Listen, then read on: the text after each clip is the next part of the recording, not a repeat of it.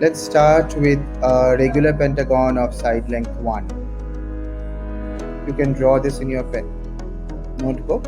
Each side of the pentagon is exactly 1 unit long. Now let's draw the triangle with 2 sides of the pentagon. You can also shade it. Finally, let's draw a perpendicular from a vertex to the opposite side.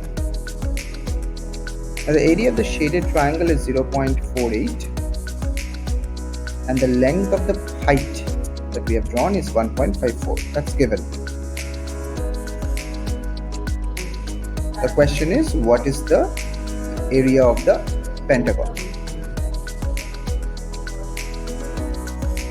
Now let's draw the pentagon one more time. We will find out the area by looking at each piece. So this piece is 0.48.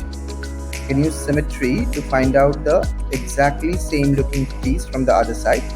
It's another 0.48. Now finally, let's look at the middle triangle, whose height is 1.54. The area of the triangle is obviously half times base into height. So the base is 1 and the height is 1.54.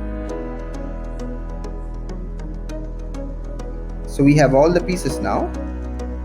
Let's write down the pieces. So the right hand piece is 0.48, the top piece is 0.48 and 0.77 is the middle piece. So the total area is 0.48 plus 0.48 plus 0.77. You can give me the final answer in the comment.